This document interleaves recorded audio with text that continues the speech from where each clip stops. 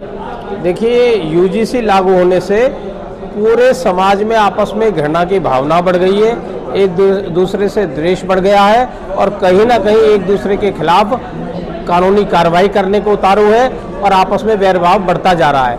ये कानून बिल्कुल लागू नहीं होना चाहिए था, क्योंकि समाज को एकजुट करने का प्रयास किया जाना चाहिए था, लेकिन मोदी सरकार ने हिंदुओं को बांटने का काम कर दिया। जो काम बाबर, अकबर, हुमायूं, औरंगजेब नहीं कर सका, वो मोदी सरकार ने कर दिया। हिंदुओं को आपस में लड़ाकर, आपस में बांटकर, ये नीति हम बिल्कुल भी लागू नहीं होने देंगे, क्योंकि समाज एकजुट रहना चाहिए, भाईचारा रहना चाहिए, तभी हमारा देश तरक्की करेगा, तभी समाज तरक्की करेगा और तभी भारत सोने की चिड़िया पुनः बनेगा और विश्व गुरु बनेगा।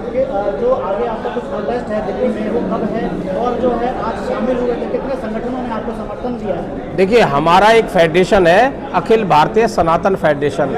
इस फेडरेशन में 200 राष्ट्रीय अध्यक्ष शामिल है और सभी ने हमें समर्थन किया है, क्योंकि ये यूजीसी बिल किसी के भी हित में नहीं है।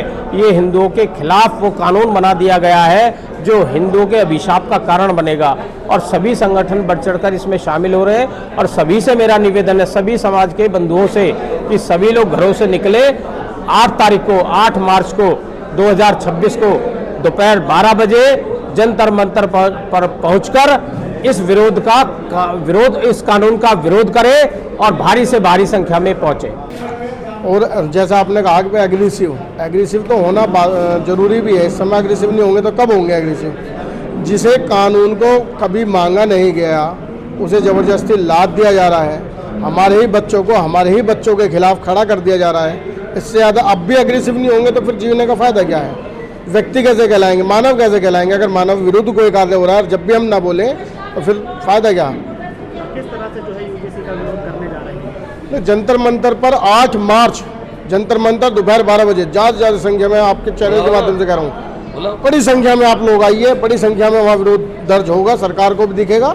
और अभी तो केवल हम सरकार से निवेदन है कि भाई आप अपनी चीज़ों को जो गलत हो गई कम से कम उसे मानना चाहिए। सरकार वो जो लोगों के पक्ष की बात करे, विपक्ष की बात करोगे तो फिर आप मेरे उसमें लाने का क्या फ़ायदा हुआ?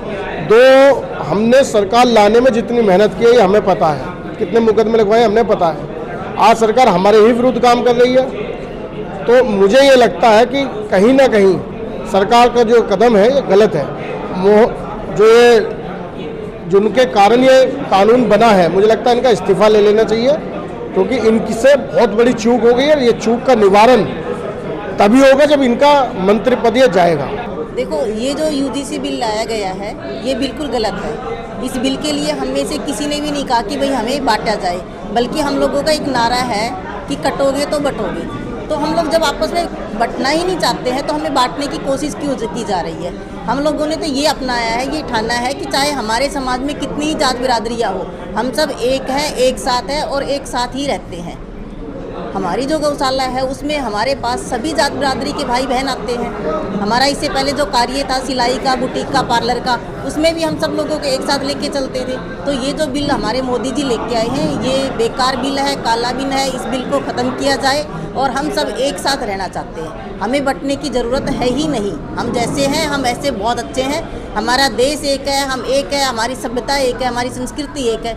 तो फिर ये बिल कहाँ से आ गया? क्यों इस बिल को लिया? लागू ही हो जाता है, फिर आगे क्या रहेगा? लागू होगा ही नहीं ना, इसे होने ही नहीं देंगे ना। ये बिल लागू होने का मतलब तो क्या है कि हम लोगों की हत्या होनी है, हम लोग आपस में एक दूसरे की हत्या करेंगे। तो जो मानसिकता है, जो जिहादी मानसिकता के जो लोग हैं, जो बाहर की ताकतें हैं, वो तो सब हम पे हैवी हो जाएंगी। और हमें उसको रोकने के लिए हमें मोदी जी सरकार से हाथ जोड़ के निवेदन भी है। और अगर निवेदन नहीं मानेंगे तो फिर हम वहाँ जाके धरना प्रदर्शन करेंगे, बैठेंगे वहाँ पे, अनशन पे बैठेंगे। और ये हमारा अधिकार है। जो चीज़ हमें नहीं चाहिए वो नहीं चाहिए। मोदी जी अगर करना ही चाहते हैं तो गौ हत्या रोके ना, जो आज तक नहीं रुकी है। हर रोज़ ट्रक के ट्रक भर के गाड़ियाँ की गौ माता के जा रहे हैं, उन्हें कब रोकेंगे? हमें ये कानून चाहिए। अगर वो चाहते हैं जो हमारा 27 अप्रैल का है गौ माता के लिए, उसके ऊपर क्यों नहीं बात कर रहे हैं? उस चीज़ को क्यों नहीं रोक रहे हैं? इन्होंने जो बेवजह का जो ये शुरू किया है ये गलत किया है। हमें चाहिए गौ हत्या मुक्त भारत।